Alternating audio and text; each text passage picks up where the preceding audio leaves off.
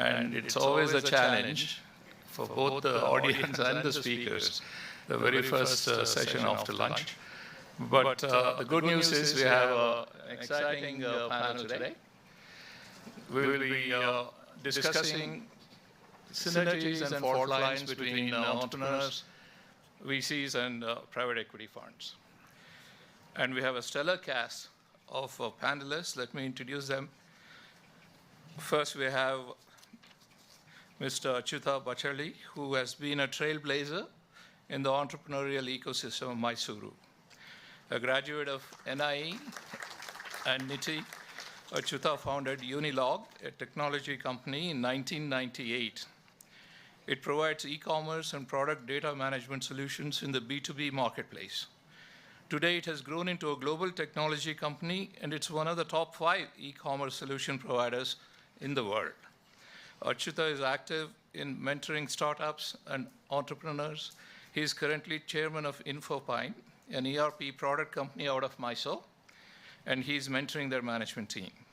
Please welcome Achyuta, sir. Please. Next, we have Mr. Sudhanva Dhananjaya, who needs no introduction to any Mysorean. He is a very successful entrepreneur and a trailblazer in the ecosystem of Mysuru and beyond. He is the founder, as we all know, and MD of Excelsoft Technologies, incorporated in 2000.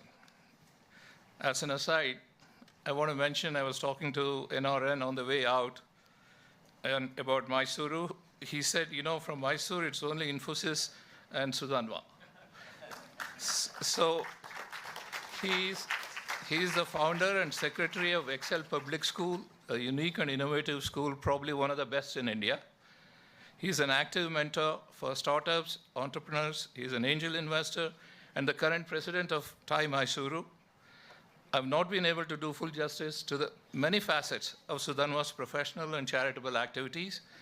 He is active across so many fields. I think Sudhanva is a veritable polymath of our new age. Please give a warm welcome to Sudhanva.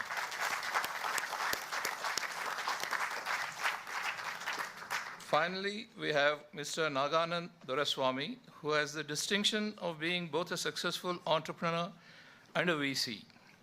Naganand, a product of UVC Bangalore, was a serial entrepreneur for nearly 2 decades, both in India and the US.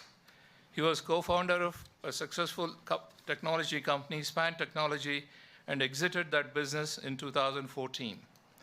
He founded Idea Springs Capital in 2016, where he's the founder and managing partner. It is a VC fund that specializes in funding very early stage startups. He's been able to attract some marquee investors, I know some of them, into his fund. He is still a quasi-entrepreneur and has a lot of empathy for startup founders. I find this every time I have a conversation with Naganand. He has so much empathy for entrepreneurs. He's a big believer in the philosophy articulated so well by NRN this morning of strong processes and values and good governance. Please give a warm welcome to Naganand.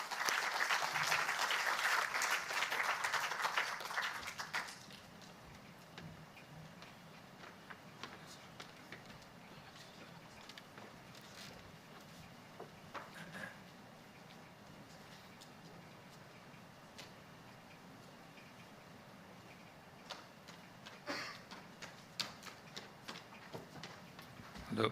Yeah. First, now that we have a okay, it's working now. Yeah, I think so. Now that we have a VC with us, and the past couple of years, everybody has been scaring us, talking about funding winter, slowdown, et cetera, et cetera. I would like to actually ask Naganand to give us an overview of what's happening. Because if you look at the numbers, the first half of 2023 Indian startups attracted only about $3.8 billion US dollars, as opposed to $6 billion in the first half of the previous year. in 2022. Is this situation easing or it's going to continue? So I think that as what we call irrational exuberance existed in the markets, both in India and across the world. So it is not just an India phenomenon, it's a US phenomenon as well. I think the valuations got out of control. I think too much money went into businesses where there was no solid underlying foundation to justify the valuations that they were getting, not the business models. So we all knew it was coming. It's just a question of when and how and where. And I think that basically the same thing has happened both in US and in India over the past 1 year. And the general consensus is it will continue for the rest of the year. In fact, when I visited Valley about 2 months ago and my discussions with the ecosystem in India as well, we are saying there will be many heads that will roll still, and that still correction is still coming because all the companies that had basically had some cash in the bank, they are spending it, and they'll run out of cash towards the end of the year. And at that point, you either have to take a severe haircut, or you'll have to basically close, or you have to sell yourself to somebody at a very cheap price. So I think the correction is still happening. And when you see the correction happening, obviously anybody who wants to invest, they'll say, let's wait, right? We have waited so long, let's wait for 3-4 months. So the markets are starting to ease, but I think the investment climate is still very hard. I see. Yeah, and you saw that Instacart today decided to go to public at $9 billion as opposed to $40 billion. So still ongoing. It's still not done yet. Okay, but is this funding winter across the board, or is there, if you look at SaaS or D2C or EdTech or FinTech, are there some still getting funded? Across the board. Even SaaS has gotten hit very, very significantly, because if you look at it, SaaS valuations, even in the US public markets, they all went down 75-80% from their peak, like the Zooms and you name it. Every single SaaS company went down 75-80%. So it's a huge correction coming. The only thing that saved the US of late is Gen AI. And the same rush, I don't know when we will learn, because all the investors, again, it's a gold rush for Gen AI, right? Everybody is rushing and saying, I have to invest. So that has saved some market in the US, because the only thing that is getting funded in the US as we speak today is Gen AI. In India, it's still very, very early stage, because you don't have the middleware that you could develop in the Gen AI space. So we are either doing, LLMs are very hard in India, right? Because of the compute capital that will be required to building transformation models in India is extremely hard in terms of capital. And then doing middleware, we don't have enough experience. So people are doing verticalized applications in Gen AI, but that again, there's no guarantee as to how long you can survive, what's a differentiator and things like that. So in India, Gen AI is still slow, whereas in US, it's like gold rush. Now, talking about India, if you look at the Bangalore ecosystem startups or the NCR, is there any particular geographical area that's hardest hit? Or it's across the board again? So if you look at the demarcation between Bangalore and NCR, I would say Bangalore startups are more product-oriented, whereas Delhi are more business-oriented. You will find not that many. So the ratio is kind of lopsided in this respect. So all SaaS companies, for example, solving enterprise problem typically are in the Bangalore area, and deep tech will be Bangalore area. In Delhi, it's more solving business application problems. So that's kind of the demarcation. But between Bangalore and Delhi NCR, you hold, like say, 70% of the startup market in India. Fair enough. Sudhanva, do you still see the same kind of tight funding situation in and around Mysore, Bangalore? I can talk about in and around Mysore more than in and around Bangalore, even though there is a certain amount of exposure I have in Bangalore too. One thing I've noticed is not at the scale at which VCs invest, probably the scale at which angel investors are investing to startups or early stage company. I see some investors and some businesses, combination, not having a great time in getting the second or the third tranche. First tranche happened with reasonably good valuation. The corrections had started. they invest because there is money available. And then when it gets to the time when second tranche happened, it's okay, the downfall, kind of the funding winter, at least the sentiments had started. Okay. And now I think it's still a little bit tough. But I'm optimistic. I think we will get to that. So just to add to what Sudhan was saying, the first check, the first round, right? That is happening. But what has changed is the valuation even at that level. Correct. So what used to happen a year ago or a year and a half ago, people have no product, no nothing, but commanding 20, 30 million in valuation, USD. That is completely stopped in its tracks. So checks are still happening at the early stage, to Sudhan's point, but the valuation, there's a serious correction in valuation. In some cases, it's a good thing, I think. Very good thing. Very good thing. Most of the cases. I would say in most of the cases, it's a good thing. Okay, now let me turn to Sudhanva with my second question. How does an entrepreneur decide that his business and he is suitable for VC funding? Or is it really essential? Because I'm asking this question because some great businesses have been actually built, very valuable businesses, without external capital, without VC. I mean, you can actually, in the new age businesses of India, Zoho is a good example. Zero Dha actually, I heard Nitin Kamath talking about how they spend zero on marketing and they have zero external capital. So Sudhan, yes. How does one decide? I'll speak from my personal experience, and this is 2020, year 2000, when I decided we will do a product company, not a services company. And product company meant a lot of investment in market research, validation, building a product and doing an MVP, and getting the first set of customers. So until then, the burn was going to be higher than the earn. And in my case, and in those times, that had to be the situation for 18 to 24 months. At which time, I was tempted to go to a VC. I did go to a VC and raise VC money.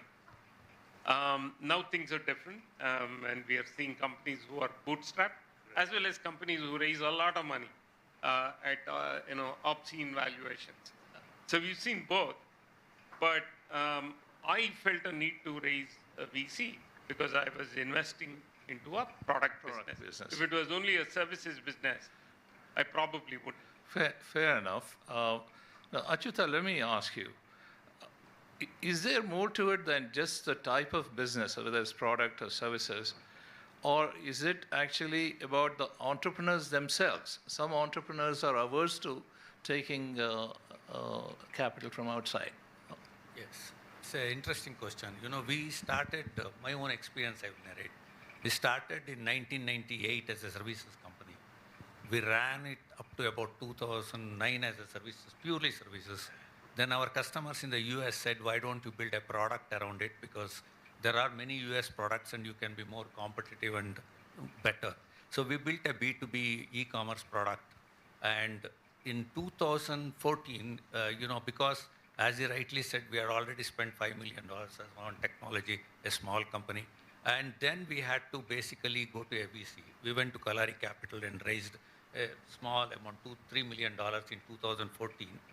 And we did all the right things at that time. We went on SaaS, cloud and subscription, and the technology was well accepted. So we were able to sell our product. And then in 2018, we went to a private equity. So we have moved from the cycle from venture capital this. But as you rightly say, complete, I'm from old school. So there is a complete disconnect between how businesses run. I'm sure Mr. Sudhan also will agree with me. How the businesses run when you work alone as an entrepreneur and build. For example, when you take a decision to become a product company, become a SaaS, and go through the technology difficulties, especially for an US market, because we have no customers here, no distributors in India will buy our B2B product e-commerce paying so much money, even though it is subscription. So we need to go there and we have to sell there. It was not an easy task. Of course, my son helped me in the sales. But the bottom line is, the issue was that as long as we were driving the business, it was okay. Once you take the venture capital, I don't say, but there is an exit issue. And we had a very good venture capital, very good, no questions asked, no board discussions. They believed in our governance. We knew our subject, and very supportive, the managing director from Kalari. So we could build our business quite well. And now we have gone into private equity. The game has completely changed. And now I'm just a director on the board in India, and my son is running the business. And therefore, I started the other company. That is the background. Yeah. Fair I enough. think your question is very important, that We'll come back to EBITDA versus valuation.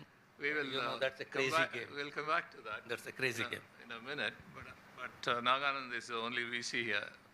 Naganand, just like you, I'm also a small-time, fund manager, VC, PE, and have interacted with a few entrepreneurs. And what I hear is that, a lot of businesses actually very early, they pivot. And then a lot of very successful businesses have come out of pivoting their business model. And one thing I hear about taking money from VCs is they say if there is a VC, it is very hard. It becomes harder to pivot your business model. That is number one. And number two, like Sudhanma was saying, some entrepreneurs say if you're, when in doubt, just bootstrap. So what's your view on this? So I think VCs come in all forms and fashion, right? So though some will be on this end of the spectrum, some will be other end of the spectrum, and you will hear all kinds of stories, and there is truth to that, right? And even if you raise money, for example, from not a VC, from somebody else, the same thing could happen because money is money. So I think hence it becomes very important to align your business or your product with VCs who understand that to a certain extent, right? VCs will never understand any product as deep as an entrepreneur does, right? Because it's impossible, because we do so many deals. I've done 25 deals, so how will I know each product so well? But I'll have a general idea of how things go. But you have to trust the entrepreneur, and you have to trust the entrepreneur to do the right thing, and you stay with the entrepreneur. And then we have seen many pivots happen. And the pivots happen because you learn from the market. And sometimes, VCs tell the entrepreneurs to pivot, entrepreneurs don't want to pivot. We also have seen that. So it's the game that goes all different ways. And that is number one. Second question was, one was on the pivot. When in doubt, bootstrap. Don't go for VC. So look, I think the general rule should be, if you don't need money, don't raise money. Right? If you can bootstrap yourself, because you can always find, in today's world, you can always find very good mentors for some advisorial equity. So it's not that you need to bring a VC on board to help you drive the company forward in the right way. See, what VCs also bring is another sounding board for the entrepreneurs to kind of bring a better perspective of what the market is. Because the entrepreneurs are in the trenches, right? They're just focusing on what they need to do, and sometimes taking them out of the trench and then saying, okay, this is what is happening in the world, whether it comes to funding, whether it's coming to competition, trends. I think VCs understand that better because they're talking to people on a daily basis, whereas the entrepreneur is driving things on a daily basis. So I think a good marriage always helps. That is number one. But number two, when to raise capital is period. It depends on the two reasons why I would tell people to go look for capital. One is you're running out of money and you can't move the company forward because you're running out of cash. If you have cash, then you do it yourself. There's no questions asked. The second more important one is the decision on, if you take money, can you grow faster? Now, are you going to compromise growth because you don't have cash? Because you see, the business's cash flow becomes important, and you can only invest so much that you're making that inflow that is coming, and that's actually the bottom line, right? You have to be making profits to invest in your own company. Now, if you're not making profits, if you're just chugging along, and there is a huge growth you can get by infusing capital in sales and marketing, to what Mr. Narayan said in the morning. Now the question is, what do you want to do? Do you want to compromise growth because you don't want to raise capital from VC, or you're going to raise capital and say, I'll grow? Fair enough. So these are all questions that I think, it has to be decided on a... These are all questions, as Narayan would say, a finance person should take a call on. But interestingly, you made a remark. You said that if you don't need capital, don't raise it. Yeah. I'll give you, this is an anecdotal, my own experience. This was at the height of the NASDAQ boom, 98, 99. I was a small partner and a CFO in Silicon Alley, as we call it, in New York City, of an internet technology company. That is for actually ad placement. This I'm talking about 98, 99. And that was my first stint in the corporate world as a partner and a CFO. And we were actually getting a lot of investors coming. And we had enough money. So I called up one of my seniors, the senior friends who was very successful on Wall Street. So I asked him, what should I do? You know, every day there's a term sheet coming, and I already have enough money. I don't need any. You know what he told me? He said, Amrish, when you need money, nobody is going to give you. So if they're giving money, just take it. And at that time, I was 30, 40 years younger. I had a lot of black hair still. So I decided to ignore his advice. And I thought I would optimize and take money when it needed. And that's this history. The markets collapsed, and we went bankrupt. So today, when entrepreneurs ask me this question, I always tell them, when you need money, there won't be any money. So if people are giving money, just take it. Yeah, so just to, if I can just interject. So what we tell is when you raise enough. Okay, if you're already going and For raising the entire business plan. Just raise enough so that you have buffer. But the question is whether to even raise capital from the market or not, right? Correct. At that time, then you look issue. at that with a different pair of lens, as opposed to when you're already entered the market to raise capital. In that case, I'm with you. Raise enough so that you don't have to worry, and make hay while sun shines, That's right? right. So simple. Fair That's enough. only thought. Now let me turn to, see, we've all been, especially Naganand and I, we've been in pitches on both sides of the table. So I've heard VCs and PEs come. I'm on boards of some startups and other companies. And whenever the VCs come and talk to you, right, they talk about CAGR, the CAGR, revenue growth, 5 times 3, 2 times 5, et cetera, right? But they spend probably 5% of the 3 or 4 hours they spend with us on how are you going to build a good business. It is always about, okay, how are you going to scale up the revenue? When are you going to get to, I have to share this with you, a very well-respected billionaire businessman. We had approached him for some capital, startup. The startup revenue was 30 lakhs a year. We had just started, right? And he gave us a very patient hearing. And he said, look, how much are you going to do in the first year? We said, sir, we're doing now 30 lakhs. We'll probably do about 20, 30 crores if we get funding. He said, if you don't do 150 crores in the first 12 months, nobody's going to give you money. Now, why I'm narrating this is that, right, people who fund you, the VCs and PEs, right, they are so consumed by growth, revenue, hardly any discussion of how to build a robust business.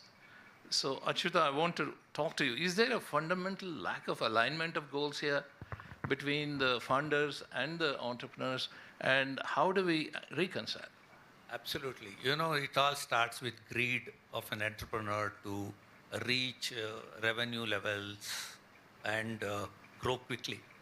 Now, if the product is ready and the market is ready, and you raise funds and you understand in what time you can start meeting the burn rate, and the profits will come. If that EBITDA management is not known to the entrepreneur, and he is only interested because once he is into that game of spiral, A series, B series, C series, he becomes only running after the funds, and such businesses will collapse. The business which will sustain is the one in which he is able to understand how his money is going to be used to increase revenues multiple times, and I don't mind valuation being the second priority.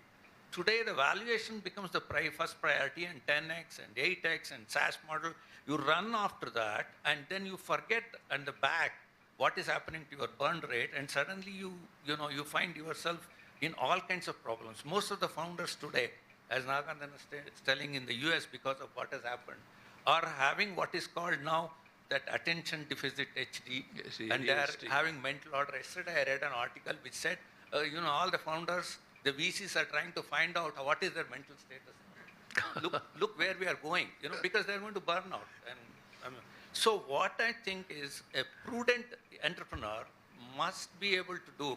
I think one of the best role models we have is Mr. Sudanma. He gave me advice also when I took my first venture capital, and advised me how the shareholder agreement should be. So, those kind of inputs are required to all young entrepreneurs who try to raise money, but not just get driven by, I rose so many $1 million, and therefore, you're rich, of course, you take money home, but do you have a commitment to build the business? Do you have any understanding for the sustainability? Are you really doing something in the long run, or you are just taking A series, B series, taking your secondary exit and going away? That's, I think, the key. Yeah, I know. But what happens is, as we were talking outside Nagaland, the power equation, right? Let's say I'm an entrepreneur, looking to raise $10 million. And I'm desperately talking to all the VCs, and suddenly Masayoshi-san or somebody from Tiger Global calls me and says, okay, here's a term sheet. And then in the term sheet, right, there are all kinds of clauses. And I know that if I take money from these people, the power equation is so lopsided. I have absolutely no power. So if you look at all these chasing the valuation today, one of the unfortunate aspects is that the people who are chasing the valuation are the biggest and supposedly the best VCs and PEs. So how do we actually, go about resetting this? So I think all of us have read a lot of articles about Tiger Global now. I think they're in serious trouble, right? So Masayoshi-san too. yeah, he's both of them, right? And he might, since you have ARM going public, he will probably redeem some of his credibility. But Tiger Global is in deep trouble because of all the practices they did. And across the world, even the US, when you talk to VCs in the US, they're saying we don't know what Tiger Global does, right? I mean, seriously, you ask them because and they say 2-3 things that they do that VC should never do, right? One is VCs never invest in markets. VCs invest in an entrepreneur. And these guys came and said, we invest in markets, which is unheard of, right? How can you invest both in Uber and Ola at the same time? Or doesn't make sense to me, number one. So they invest in markets. Number two, they say, oh, we spoke to them for 45 minutes and we gave them a $100 million check. I don't know how that can happen. Okay, and that is the fallout of the governance, right? Then the entrepreneurs know these guys don't give a hoot about anything. They just have so much money. Even if I use the money, I'm fine. So I think the signal itself is wrong. When you give a check for 100 mil after speaking for 45 minutes, I think you're sending the wrong signal. So I think the entire industry in that period of 2021, 2022, early 2022, I think it just went berserk. I don't know why, how, but it so happens every 7 or 8 years we keep on going through these cycles. I've gone through 5 cycles in my 35 years of experience. Every 7 years, you don't seem to learn because new set of guys come and they don't want to hear to guys like us with gray hair and they say you don't know. Hair. No, they say things are very different. I don't know how things can be different because it all comes back. It's a cycle. But I think the correction has happened though. So basically you're saying the only way to reset this is for the big guys to fail spectacularly. Yeah, and that has happened. That happens repeatedly. So Tiger Global lost $17 billion in 1 year. Yeah. 17 billion, and they're given the entire return so far was 24 billion. 24 billion. So they almost, for the entire duration of where they were, they lost 17 billion in 1.5 years, which is like crazy. Stupid. It's crazy. Anyway, now let me talk about something. People talk about Blitz Scaling. Okay. Now, Blitz Scaling, Reid Hoffman, founder of LinkedIn, calls it what you do. Blitz Scaling is what you do when you need to grow really, really fast. Okay. And some of the new age companies like Google, Amazon, of course, LinkedIn, eBay have succeeded, right? But going after just the market share or going after growth in the top line and ignoring everything else, isn't it antithetical to building a sustainable business in the medium to long run. Sudhanva, what are your thoughts on it? I should first pre-qualify what I'm going to say by saying I'm old gen. We are all. And I'll again speak from my personal experience and my views. While it's nice to see, exciting to see headlines of fantastic valuations and great amounts of capital coming in to make valuations even better, and growth happen at a hyper rate. I come from a generation where we believed in some core numbers and build a business based on growth, real number, profitability, real number, year on year seeing growth happen at a reasonable percentage of whatever it is, 30%, 50%, whatever. And at the same time, keep an eye on cash, keep an eye on expenditure, make sure that you create a reserve within the business for a rainy day. So for me, even though I borrowed, I took venture capital, I did a double flip, I gave them 128 times exit of what they had invested, and then got a PE, 2 PEs to come in and then exited the PEs, and I've come a full circle. I've come back to own the business 100% now. Having worked with VCs and PEs. I'm sure a smarter and wiser person. and as I said, old gen. Personally, I believe in strong foundation, build, key numbers that are important are growth, profitability, reserves on hand, and of course, when you reach a certain stage, start investing wisely, which is what I've done. As the saying goes, top line is vanity and cash flow is reality. Right? So whatever you do, end of the day, sometime your cash flow is going to catch up with you, and there's only that much Ponzi scheme you can run. Talking about Blitz Scaling, I remember reading LinkedIn again, Reid Hoffman, in his book, he says that they had to grow such a pace and scale up the organization so fast, they did not have time to interview engineers. I'm not making this up, folks. It is all there. You can Google it. It's a quote from Hoffman. So what they did was they told their current employers, you all go and get 20 guys from your engineering class. No interviews, nothing. We'll hire them. And as we go along, if they falter, we'll fire them. So that turned the hiring process upside down. Achyuta, what are your thoughts of running a business? But LinkedIn succeeded. Yeah, one of the disconnects I find with the younger people with this, kind of valuation and trying to make a unicorn quickly is that they start fudging the pitch deck itself. You know what? Like he said, that a VC comes and says, I just want to see 150 crores. This guy absolutely has no clue how that 150 crores comes. He writes 150 crores. And, this is like a honeymoon period of 6 months or 1 year. Then the business shows up. So first of all, what business is he in? Is he solving a problem or is only going after an idea? I think solving a problem is more important than going up behind an idea. So unless he has that business in him, and the venture capitals support you conditionally most of the time, and you need to make sure that marriage works, like you said, because they'll bring a lot of outside information, which is very useful, and that kind of healthy things will make the pitch decks more realistic. Otherwise, what happens is, all this, somebody told me, I think Mahesh Rao in TAI, 92% of startups have failed. That's the kind of thing. Correct. And now in the present situation where funding is going to be more difficult, I think we are all in for entrepreneurs becoming really hardworking and sustainable business, eye on the burn rate, and the pitch deck being more realistic, and the valuation reasonable. Go back to old school values, so to speak. Now,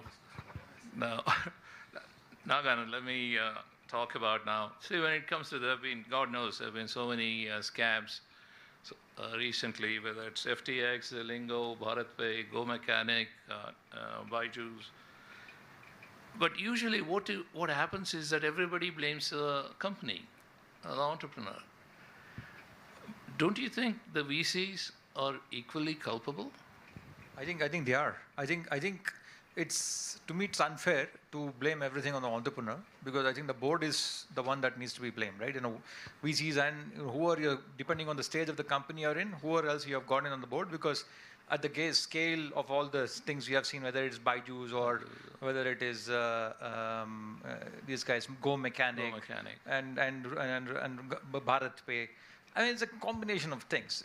It's just like VCs gave so much money that, if you are not used to seeing money and suddenly have $400 million to play with, what are you going to do? I don't know. I mean, first of all, you didn't need that kind of cash, and on top of it, you don't know what to do with it. And then VCs could easily put somebody to help with all the financial health to track the financial health of the company. They probably have not done that. The board is not doing it. I think it's a collective failure. It's very unfair to just, they have to find a scapegoat, entrepreneur becomes a scapegoat, but I don't think that should be the case. It is the board's responsibility. Susanma? I believe the promoters in some of these cases we've seen where governance has not been very clean but there are investors, VCs, Ps, and the promoters all involved and being part of the board. There is obviously pressure on the promoters that they have to show a certain growth because it's only dharma that somebody who is invested also looks for an exit in 4 or 5 years with decent return. That's why they are investors. I mean, that is fine. At the same time, on the other side, I've been on both sides now, and on the other side, the promoter has to be courageous, stoic, to state reality.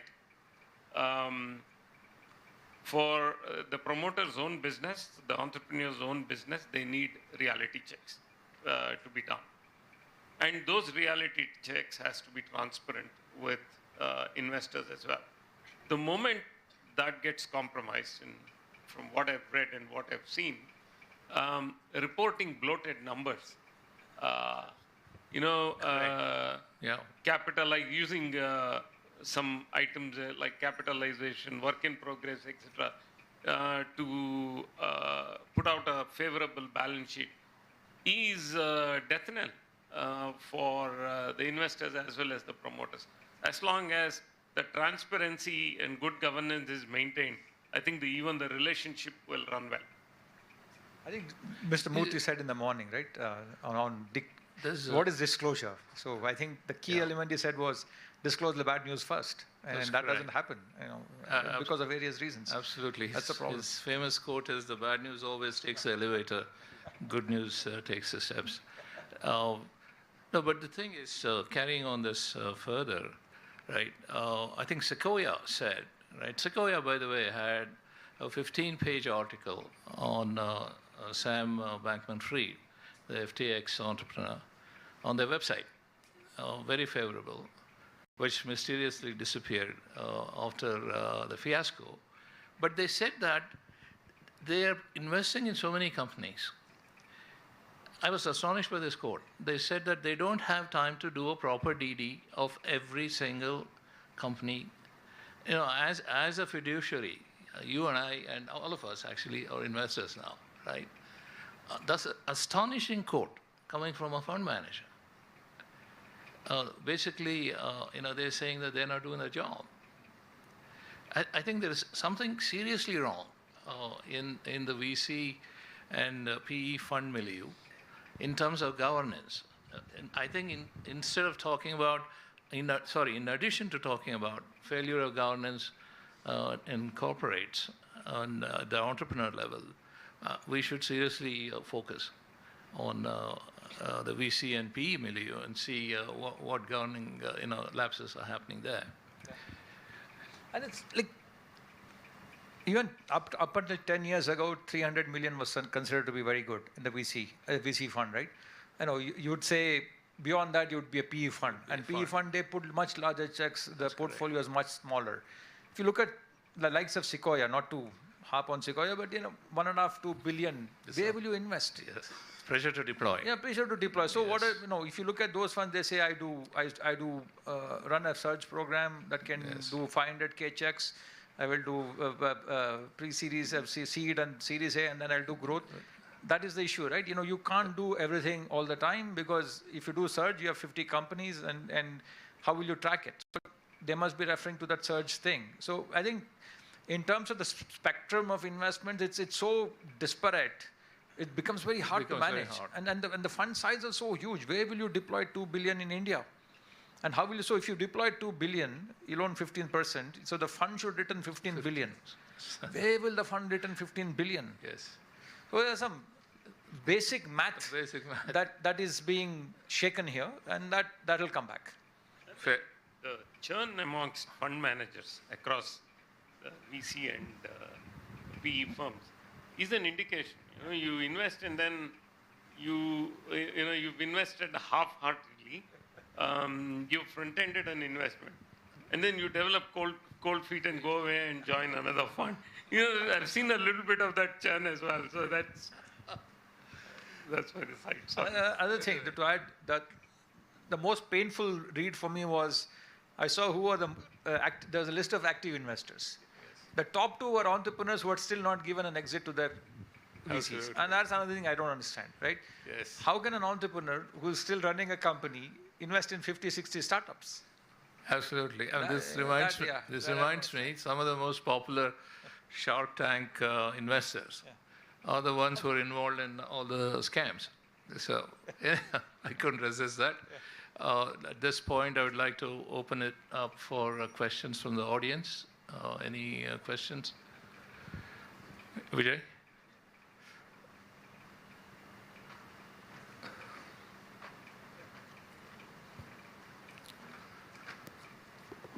Sorry. Yeah. Sorry, Sabaration. Okay, Sabaration. Yeah, please go. Yeah. And then Vijay. Sure. We have seen, this is to any of the panelists here, we have seen a valuation conundrum the last few years. There are standards for valuation of enterprise, both in the US as well as in India, which are very robust. Now, do you think there is an absence of regulatory mechanism which mandates this structure that is causing this conundrum? For me, yeah. So some of the valuation metrics will not apply to very early stage companies like we invest, right? So enterprise, whatever, those kinds of things, I don't even do that at an early stage. But as you get to Series B and beyond, if your revenue starts, all this cash flow methods and all start making sense when your revenue becomes predictable. But beyond, at that point, it's a question of people following it. They do, accountants help them in all kinds of variations, and, they get too intelligent for their own good. So irrespective of what regulations are there, if you want to bend it, you'll figure out ways to bend it. That's the problem. So it's the question of integrity and ethics that comes into play. It's your approach that comes in. Because people who want to find, in Kannada there is saying, in Mysore, I'll say, neen haske chape kel kudde na rangoli kela turti. Yeah, absolutely. So what do you do? There's nothing anybody can do. Regulations are there for people who are diligent, who are honest, and who want to follow it. If your goal in life is to circumvent it, there's nobody who can stop you. And that's as late as yesterday, there has been notices sent out by the income tax department to some of the investors for disproportionate source of investment, and so both they will get into problem and the entrepreneur also. So I don't know about the investors. Investors like SEBI can have a different. It's not an income tax thing to send how you value a company, right? SEBI can come back and say, look, hey, you are raising capital from LPs, and you are responsible to your LPs. So why the hell are you giving such disproportionate valuations to your company? That's a question SEBI can ask. But it's not for the income tax department to say, tell me why you valued company. It's my job. See, No, even the investors, right? Suppose say I value a company at some 10x of where they are today. It's not a science, it's an art. at the stage I come in. I can value some at 5, I can value some at 25, depending on where I see the market going. And how will you actually subjectively and quantitatively, you cannot validate that. It's my feeling that it is going to go. If I want to invest, I'm investing in a quantum computing company, say. Quantum computing will become big in 5 years, say. And then this startup will do really well. Now, do I value it at 5 million or do I value it at 25 million? I don't know. If you ask me, I don't know. It's a question of how much money the entrepreneur wants, what do you think the outcome will be. So it becomes, there's no answer to these questions. So anybody coming and asking me, say, I don't know. And that's a truth, honest answer, but people don't want to listen to that. That's correct. Actually, I agree with it. See, there are two issues. One is, certainly, I mean, people who are old enough, when I was in management school, there was something called a controller of capital issues. Somebody sat in Delhi who decided what your IPO price should be. We don't want to go back to that. I think there should be a self-regulatory body. Even now, actually, for external capital, RBI has rules. Because, I mean, unfortunately, right, it is difficult to find out what is actually genuine fund flow from outside and what is money laundering. So there are some tricky issues there.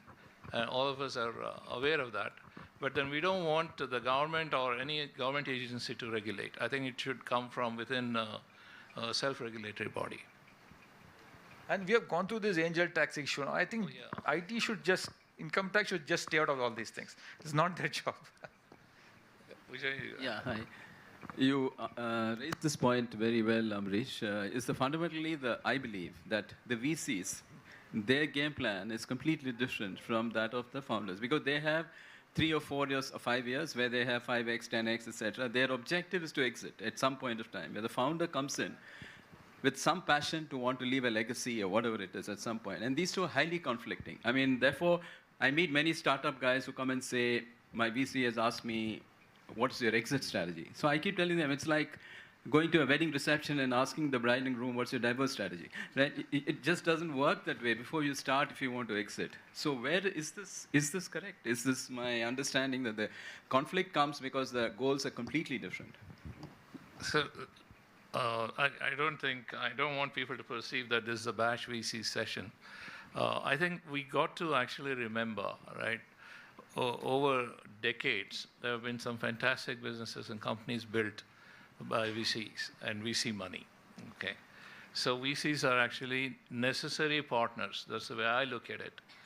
But I think like what NRN was alluding to today, when you have actually a flood of money that's available, cash available, and there is a pressure to deploy, right? Then this huge divergence occurred. And they started chasing just valuation, right? So there's really no reason. Like Sudhanva and Achyuta, they were saying, the entrepreneur actually, has to take the stand that, yes, this is what I want to do, this is the way I build my business, and this is a business I want to build for everlasting business. And then tell the VC. But that's where the power equation comes. If the VC is Tiger or Masayoshi Son, who are you or I, right? So just to comment on that, I think at least when we do investments, we tell our entrepreneurs it's like a train journey. VCs are like stations. Different people will get in at different times and get out at different times. You keep going. With the understanding that you'll have different partners at different stages of your journey. That's it. So obviously, if I raise capital, mine is not an open-ended fund. I have a 10-year window, right? If I invest, I say, look, I would like to stay as long as I can with you. At some point, I am obligated to give the money back. It doesn't mean that I'm forcing you to sell. You keep journeying, but we will find somebody else to come as your partner. That's why you have seed, Series A, Series B, blah, blah, blah, right? You keep going. Series C investors behave very, very differently than seed investors. Their complete outlook. For example, as a seed investor, I hate Excel spreadsheets.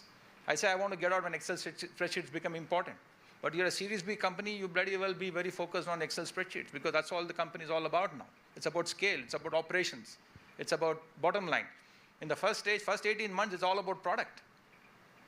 Have you built the product right? Is your messaging right? Are the people who are willing to buy your product? Can you get the first million? And you don't need Excel spreadsheets for that. You need three metrics. How much money you have in the bank, how much money you're making per customer, what is your MRR. That's all you require. Absolutely. So I think as long as there is alignment in the thought process that, I'm not here for the rest of your life, right? It's a marriage of convenience for a certain period of time. And the time is known. It's not a permanent marriage. And that has to be made very clear to the entrepreneurs. And they should understand that if you're raising VC capital. Otherwise, don't raise VC capital. Fair. That's what it is. Fair. The problem is people don't communicate that in the stage. I say that very early. My cycle is 10 years. Please remember this, how much time I can stay with you. Even if I want to, I can't because SEBI is after me. SEBI is not giving extensions anymore. What do I do with all the capital, all the investments? Right. Those are real life problems, right, for VC. So fair enough. Now, let me actually close this with the last question, is that how do we build VC and funding ecosystem in Mysuru, so to speak, our own Sandhill Road in Mysore? Any thoughts? And I'll follow Sudan on this.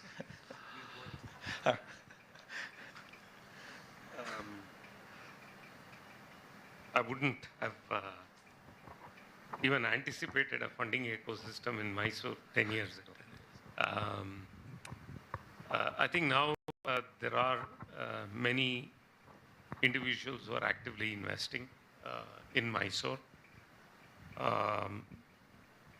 There are startups, exciting startups and exciting companies who are in the growth stage, who have use for capital. And there are, I see more and more funds who are getting interested in Mysore. In 2000, Mysore was, I've said this many times, Mysore held out a promise, was always the next big thing to happen after Bangalore, but never happened. But now, I think is a great time. It's a vibrant entrepreneurial ecosystem in Mysore. So collectively, many of us who are doing investments as individuals or as family offices, we should come together and, if possible, leverage on a government initiative, but preferably just come together in a proper, structured manner and Absolutely. aggregate. So if I can add, the good news is Bangalore to Mysore has a good road. The bad news is for Mysore, the road is good. So it takes only 2 hours for a VC like me to come from Bangalore to Mysore, meet who I want and go back the same day, right? The same commute that would take from me from Jayanagar to Whitefield, I can come to Mysore and go. So, that's what it is. So what will happen now is... I know, Naganan, but we want to build our own funding ecosystem. I think that will take... What will happen is, as you start to invest, I think it's a question of how many investments happen. Good. If 10 investments happen, then more people will come more often. And if the commute starts to get painful, then they say, I'll open an office. That's correct. I think it's a journey, it's a process. It is a journey. And just to add to what Sudharma said, I agree, actually. All of us, who are angel investors and mentors, entrepreneurs, we should all coalesce together. And I think in today's presidential address, His Highness YKC Wadir was alluding to the Center of Excellence, will try to bring all the stakeholders together, provide a platform for just that. That would be a first step. So with that, I would like to thank all the panelists and conclude this panel discussion. Thank you very much. Thank you, sir.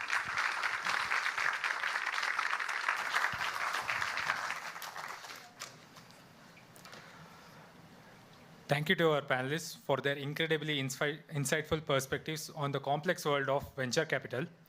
And thank you, Dr. Ambrish, for moderating this profound panel discussion. I would now request Dr. Prakash Nair, Vice Dean of MYRA School of Business, to present the mementos to the panelists.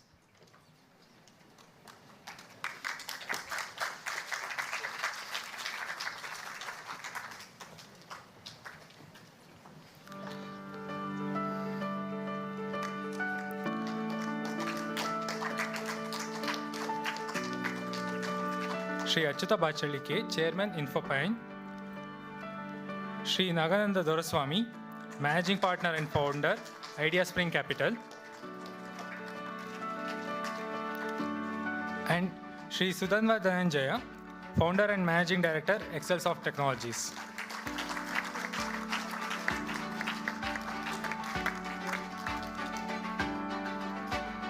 I request Dr. Nair to step up on the stage.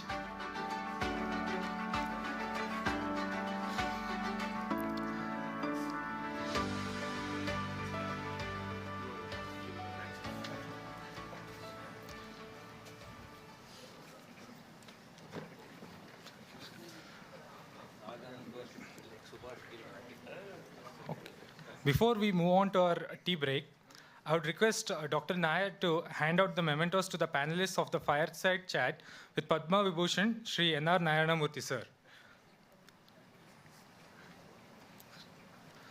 First, Mr. Adarsh Ramesh.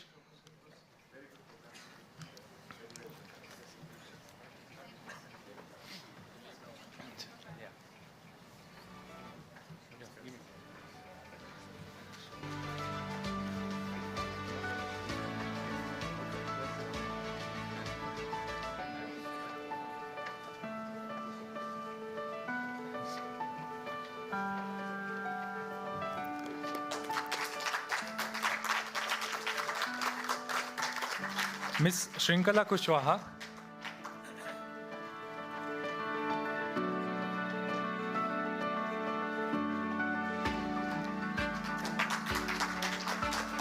Ms. Sanjana MS.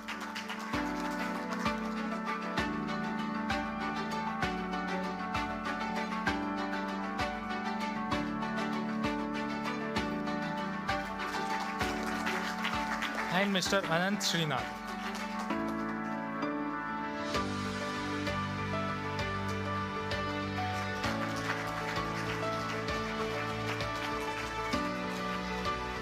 Thank you, everyone. Thank you, Dr. Nair, for handing out the mementos to the panelists. We will now have a 15-minute tea break.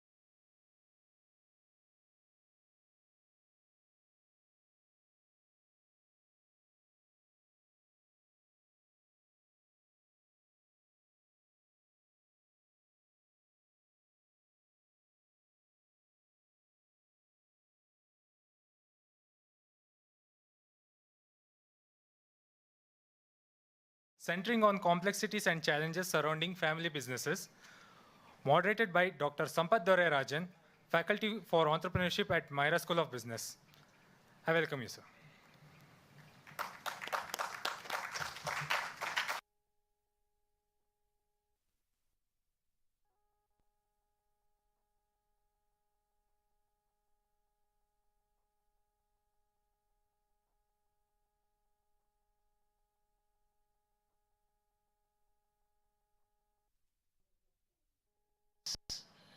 Entrepreneurship and Family Business Cell that's opening today. We will do this panel discussion on family business with three outstanding gentlemen. First being Mr. Gopal Ratnam, who has put in close to 41 years with Murugappa Group, having seen 4 generations of businessmen. Murugappa Group has a market cap of close to 3 lakh crore, and he has been the president and the CEO of Cholamandalam Finance, and also handled their TI group, and he has held various positions with them. He now presently runs 2 insurance companies based out of Bangalore, Chennai, and Coimbatore. Please welcome Mr. Gopal Ratnam.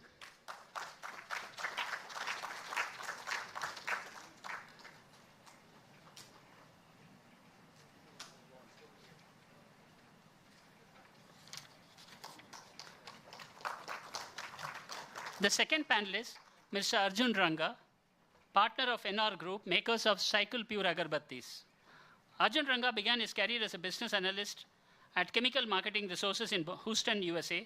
He holds an engineering degree in polymer science and technology from SGCE Mysore and an MBA in international business and strategy from Thunderbird School of Business. Cycle brand Agarbatti need not be told. I mean, he's such well-known, one of the largest, probably the largest Agarbatti manufacturers in the world. And we have pleasure in inviting Mr. Arjun Ranga.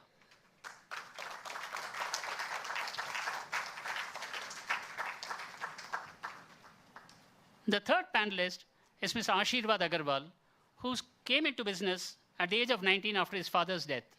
He runs a steel trading business, and he has attended practically every family business conclaves across the globe. He has done it in Stanford, he has done it in Australia, he has done it in ISB, name it, he has gone and done 7-day, 10-day course, 1-month course. He has been so passionate about family business that he says that it is up to his children to take over family business, but yet one of his sons is doing family business course, international business course in Christ College. Welcome, Ashirwad.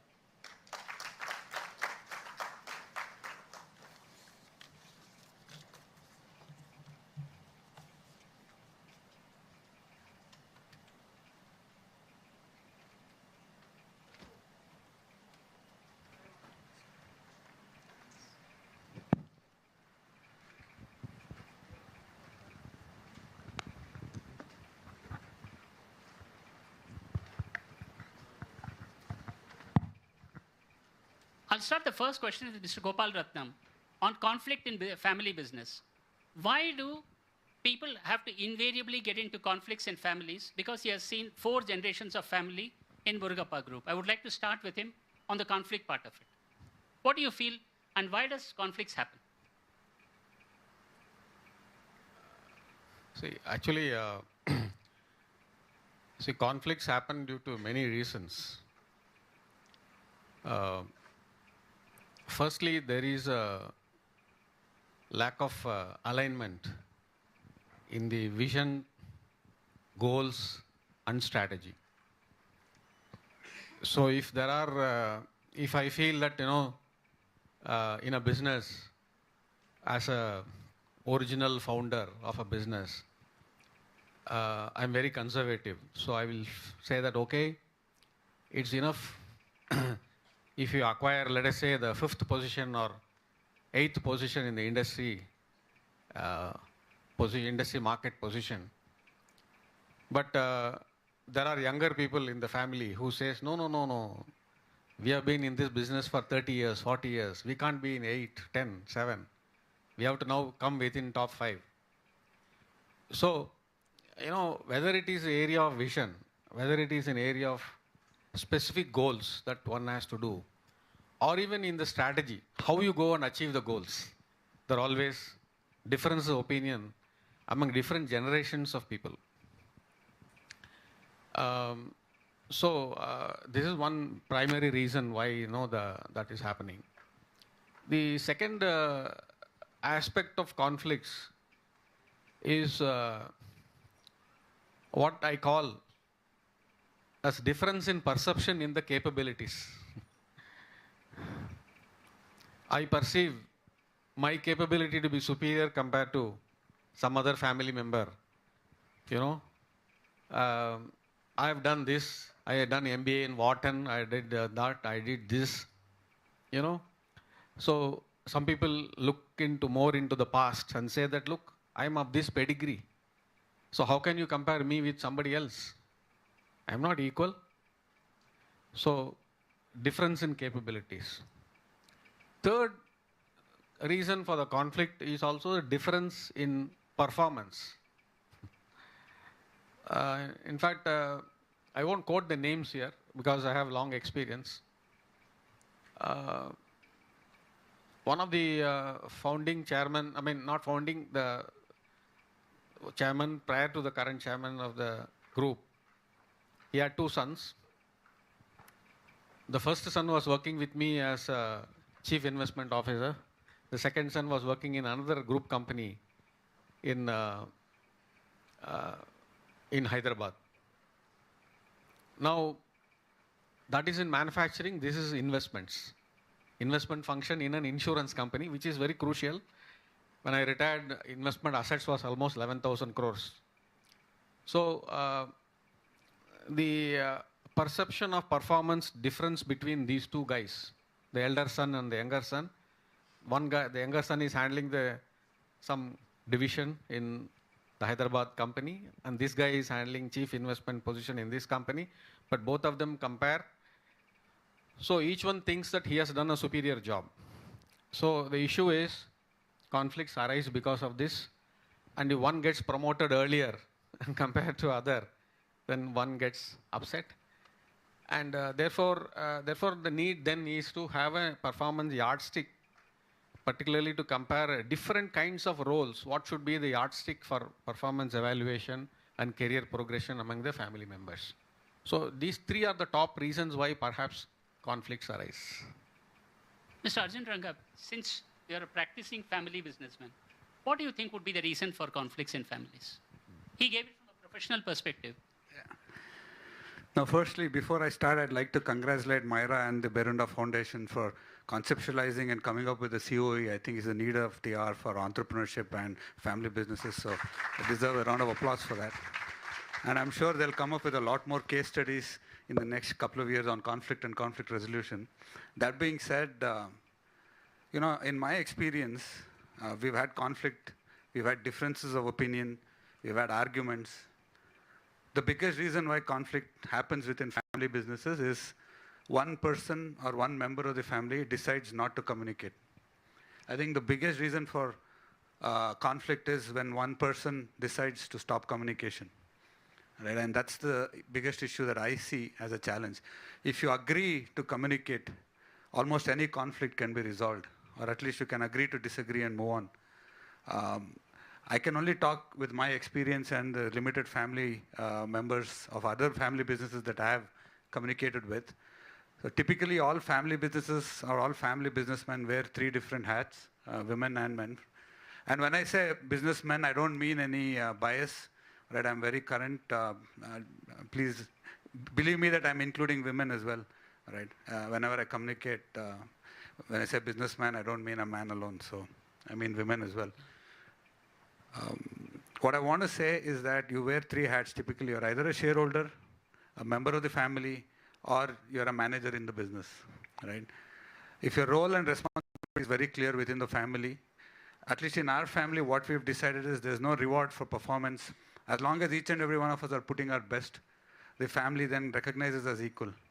And there is no merit for performance. One does better than the other. Who has done more, who has done less. It's inconsequential. For us, family staying together is in the center. Everything else takes second place. So each family needs to create its own ecosystem where the family members can thrive, the business can thrive, also the shareholders' value is maintained.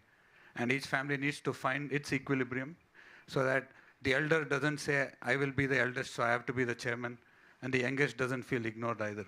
So we have a lot of situations that we faced as a family, and each point of conflict we resolved. For example, chairmanship in the earlier generation was given to the eldest in the family. In our generation, we decided the chairmanship will be rotated every 2 years between the oldest and the youngest. So everybody gets to be a chairman once every 2 years.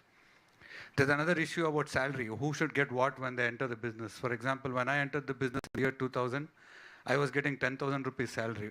And when I reached 2010, after 10 years of experience, I was getting a lakh as salary.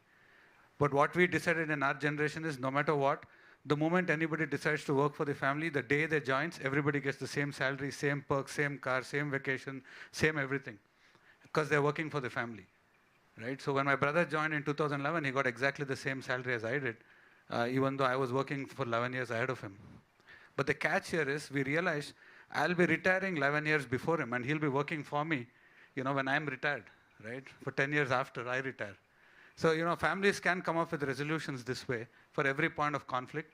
And we put quite a few of this in our family constitution as well that tells us how to resolve conflicts. But like I said, the biggest challenge is if you communicate and have the openness and the courage to talk and express when you're dissatisfied. Then you can resolve almost anything. Because ultimately, they're all your brothers and cousins. It's blood, right? And it's always thicker than anything else. And you can talk it out. Arising out of that, most of the problems, in spite of being blood brothers, still happen, for whatever reason. But do you think the family constitution that you have can be put to practice in letter and spirit as much as is written on paper? No, we have tried, at least in our best way, to implement our family constitution, more so for the financial perks that the family gets or the business gets. That's where most of the differences of opinion arise. I give this example in most places. My dad believed in transparency within families. So as early as 1992, I remember, every quarter I used to get a balance sheet of every other partner in the family, who bought more jewels, who bought what land, who bought what, everybody knew everything. And the money was all the same for everyone. Even today, every quarter, we get one Excel sheet with all the families, Arjun's family, Pawan family, Kiran family, what we all invested in, whose wife bought more saris, who bought more jewels, who bought more cars, who bought more land. Everything is transparent because the source of income is the same. And as an ethical family business, we had no issue of black money or anything like that. From 1970, we were the best taxpayers. So that issue never arose for us as a family. Hence, total transparency actually, by itself, curtailed a lot of unnecessary discussions of non-business family members, which also leads to a lot of conflict and ego. So the family constitution actually factored in a lot of these things, of transparency within family units and family members, insisting on social occasions where all family needs to participate together so that there's some level of camaraderie that's built. So family constitution can actually dictate a lot of these things. And it took us about 5 years to come up with it in our generation. And another big change that we brought about is we made daughters and children and male children and female children as equal. It was not the case for our sisters. They got wealth but no role in business.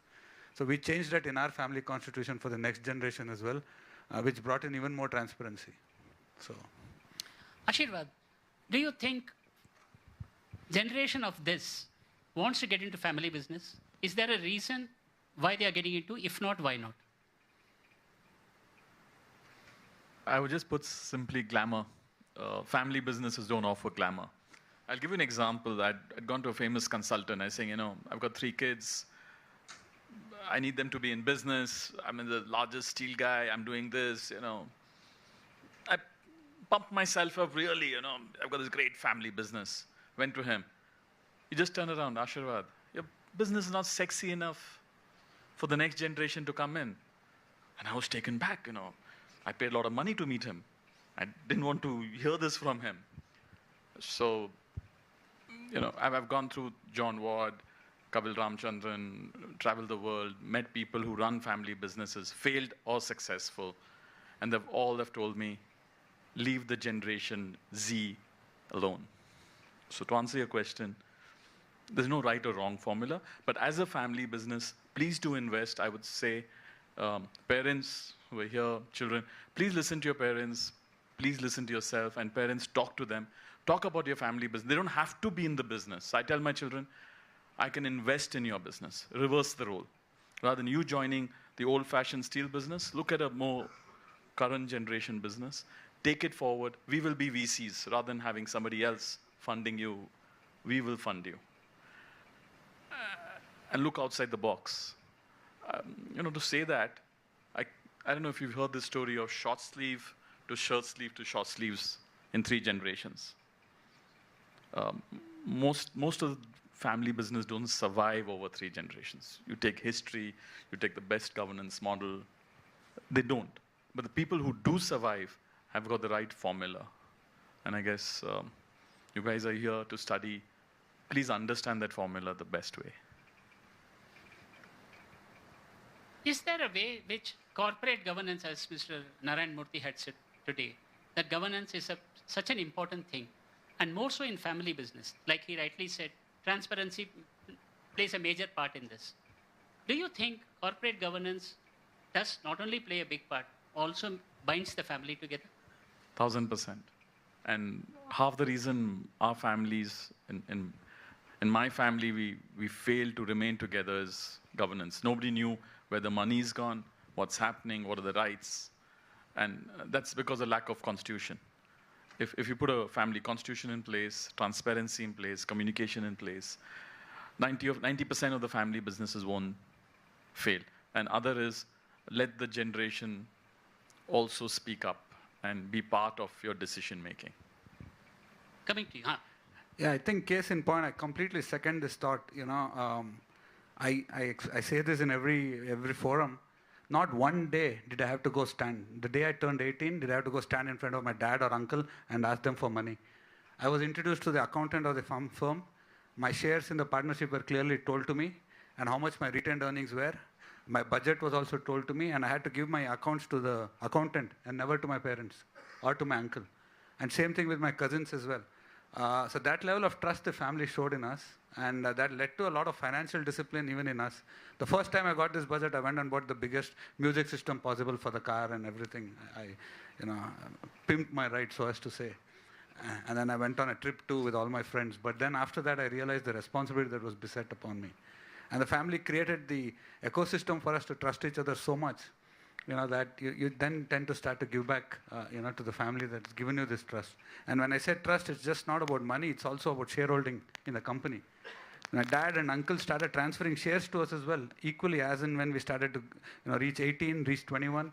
And the moment I came and joined the business, dad gave away 50% of his shareholding. And 2005, when I took over as CEO, he went down to a minority shareholder and completely transferred his shares to me. Not just my dad, uncles too did the same with their children.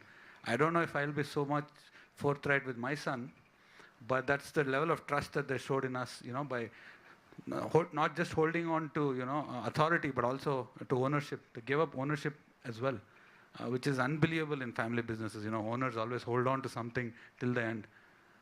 So I think that's something that families need to learn as well. This we will come to actually on succession planning, because one of the companies that I work with in Bangalore, the son tells me, the father is a classmate of mine. The son tells me, when will I become Prince Charles and when will my father become Queen Elizabeth? So when is he going to go so that I can become the head? So before that, if it happens, we'll talk about succession. In your 41 years of service with Murugappa Group, there must have been issues on governance that must have happened over a period of time, including the one where Mrs. Valli Arunachalam had a problem in her shares being transferred to her name, or the amount to be paid, or she wanted a place in the board. So how was it rectified? How was it solved?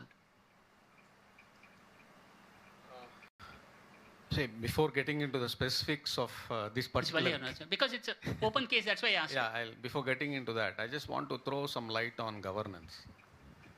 So governance has got 2 dimensions. One is the governance principles and governance structure. Governance principles, I think Mr. Narayan Murthy very clearly articulated. Trust, transparency, and accountability. You can't get anything better than that. If these things are there, by and large, there is less conflicts and more understanding. And of course, as he was saying, communication, all that. Governance structure is essentially one of, in a family enterprise, it is one of family constitution, family councils, the board, particularly, and family meetings. If you look at these four, if this is organized well, then one can say that the governance structure is in place. For example, the board plays a very important role in family. Board normally plays an important role even in widely held companies, but family-run, closely held companies, because board brings in balance between stakeholder interests, not only external versus internal, even within internal stakeholders, they bring the balance. So the composition of the board, the agreement of board forming, etc., they make a very important role. And where there is a conflict, bringing in some external mentors to bring conflict resolution. So governance structure is essentially one important tool, and principles of governance are other important tool by which governance can be handled well in the family business. Coming to the specific question, I think it was the family had a tradition that, minimum board position should be at least 10% holding. This is not to be quoted, more internal, but then that lady had only 8.33 or something, but then therefore the constitution doesn't allow, but she was wanting it, and she twisted it in terms of other dimensions, which went to the press, and family doesn't want it to go to the press. It went to court. So ultimately the latest is that she has been bought. She's been bought, and then they resolved it by buying it, and then out of court settlement. Out of court, other people, family members have stepped in and bought her. But the constitution clearly says below 10% you cannot be having a board seat. Coming to research in family business, if you look at it, Indians, for example, Indian family businesses goes ages back. In fact, even to take 1940s and 50s, Mr. Ghanshyam Das Birla was the one who was practically probably as good as J.R.D. Tata in terms of having united the whole Birla group. And he had tight ship running. But if you look at it, Indians do not have a research per se. For example, there's a company in Japan called Kongu Gumi, which has been in existence from 570 AD, and that 41st generation is taking over. But if you look at us, I don't think we have a research or anything pertaining to that. Why is it that why are we not putting things in place? I mean, as a family member, would you like to say something on the research part of it? Why are we not doing it? From an academic side? From academic side. I think that's the reason why I'm here, to encourage CoE from MYRA and Birunda. Agreed. But your opinion? Now, that being said, we have just become independent in 1948, we're just 75 years as a country. You're talking about Japan, where, one of my incense competitors is in the 21st generation of the family business.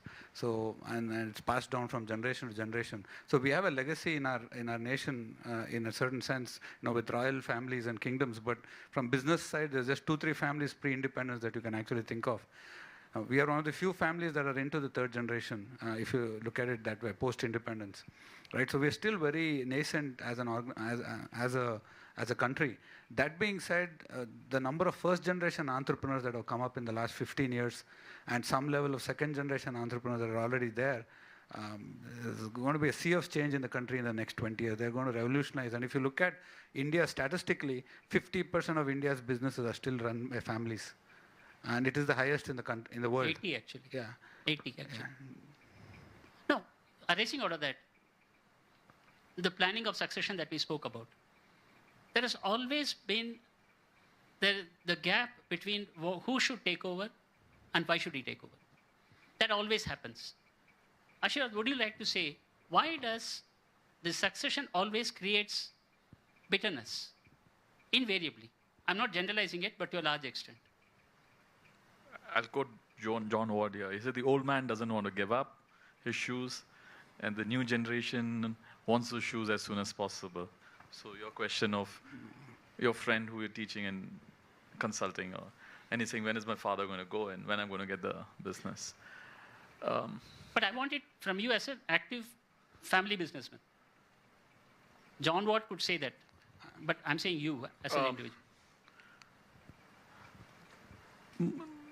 In most cultures, even my grandfather holded the reign of the business at the age of 80. He still goes by train, takes an auto. And the new generation has mobile phones, is fast, doesn't have to travel to office, he would prefer working from home. There's a generation gap, and the chairman has to understand to step down and hand over the reins to avoid the conflict. And if we don't step down, then the family members at some time will move away from the wealth and say, I don't want the wealth, I want the independence.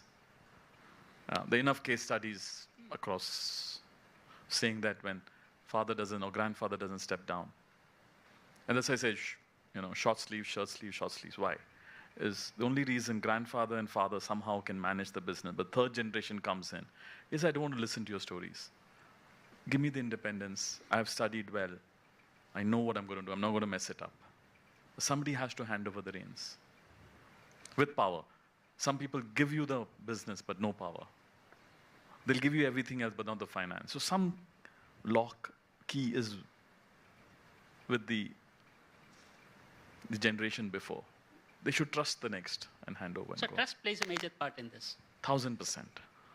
And upbringing, training, along with it. It's not like he comes in at 30 and he says, I'm going to take over the business. He's working for McKinsey. No, you have to be groomed also. Now, completely second, the thought, because that's what our second generation did, is, 1998, I just finished my MBA. Dad called me and my brother, cousin Pawan, and said, go to Harvard, attend this 10-day program about family business sustaining and perpetuating. And the situations there were very similar to most families, On whoever the family business, maybe the Caterpillar family on one side, Swarovski family, some Sheikh, there's a royal family from the Middle East. All of them had the same issues. The family is already divided so much. I'm putting all the effort. My cousins are enjoying all the fruits of my effort. I'm not getting rewarded. His lifestyle is like this. My lifestyle is different.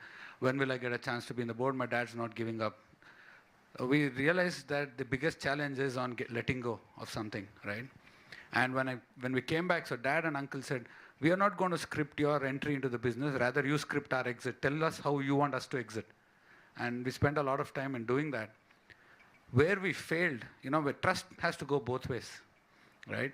The second needs to trust us to be able to do our job. And we need to, as the third generation, take responsibility and say, what will my dad and uncles do after they retire? This is what they've been doing for 50 years of their life. They've built this business grounds up. What will they do from tomorrow if I said, don't come here? And they said, we trust you to create an opportunity for us to actually revel. Dad said, these are the 5 things I want to do. I want to teach. I want to run a school. I want to continue doing branding and creativity. I want to do HR. I want to mentor people. I want to do this. 7 things he said. You put all of this in place in the next 5 years, I'll get out. Guru uncle said, I want to continue philanthropy. I want to continue building our school for disabled. I want to do this. I want to run a startup fund. I want to do this. Vasu uncle said he wants to do these 6 things, right? So I think it starts with communication. And once we set all of these in place is when that's the exit. That's what I meant. So I think each generation needs to figure out how to articulate this. There's ownership, there's management, there's family council, like you mentioned. So each family business needs to figure out. And I think the fundamental challenge happens in our culture with the eldest. Once the eldest in the family decides to let go, everybody follows suit. And I'm the eldest in our third generation. And I realized that very early that if I say, no, this is not important, I don't want this bestowed upon me, because I'm the eldest, everybody else kind of fell in place. It's always the problem with the eldest. They expect something more. And I've seen that in all my friends' family businesses. And they keep saying, hey, he's my younger brother. Yeah, what do you mean? It's all the same. There can't be a difference between the two of you. Everything should be the same. If you want equity, equality, everything should be the standard. So I think, if you want the second generation to trust you, you need to actually show them what they could do after they retire as well. And I've failed in a certain sense to letting dad discover whatever he wanted to do. Few things we put in place, few things I couldn't. They trusted me to do it, but I couldn't. Still working on it. But, that's something I think anybody here in family businesses needs to understand. But arising out of that, one question would be that empathy towards elders over a period of time is diminishing. Like in the sense, why is he not going? Like you consciously said, these are the things they should do. What will they do to waking up tomorrow morning and saying, I don't have anything else to do? I can't call the office and say my son is doing well or not. I can't ask them. So that empathy seems to be missing, and that has to be ingrained into children, right? Is it? that we need to ingrain into them, saying that business is one part, fierce competition is one, but empathy is equally important to understand the elders also better. No, I think you need to be very practical about it. There are two separate things you're talking about. One is lifestyle, right? Ensuring that the lifestyle that they're leading when they're running the business continues, right? That is a given. So much needs to be in the bank, so much needs to be here, so much needs to be invested, so many trips every year, whatever lifestyle they're used to. That's one part of it, all right? The bigger part is how do you keep them occupied after they retire, right? That is a more practical problem because they've been running businesses with thousands of employees. There's been a societal acceptance for their leadership. They're used to, Dad would have been sitting here if he had not given up, for sure. And I should have actually ensured that Dad comes and attends such programs. That's where I've failed. Because he's the one who's actually built the business, created this whole family governance system, not me. Right? I'm just echoing what he's taught me. But he should have actually been in this presentation, not me. So that's where I've failed, in giving him the public opportunity to communicate as well, which is something that I had to have done. So empathy to some extent is there. I love, I care, but that's where the gap is also, I think, because when you look at altruism, that's what family business is built on, right? I think loyalty is good, but family businesses stay together not because of loyalty, but because of sacrifice. And sacrifice is the key. Nothing else matters, according to me.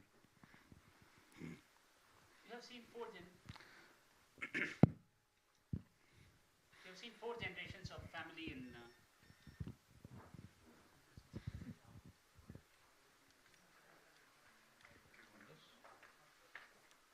No, it's not working. No, this one is.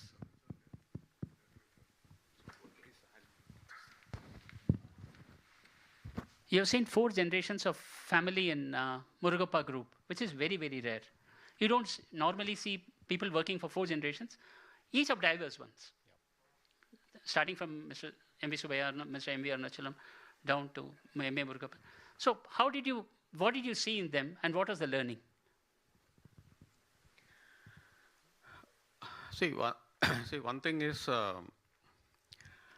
the leadership style varies. I worked under Mr. M.V. Subaya, Mr. M.V. Arunachalam, Mr. Alagappan, Mr. Vellayan and Murugappan. Mr. M.V. Subaya and M.V. Arunachalam are brothers. Now, so leadership style varies.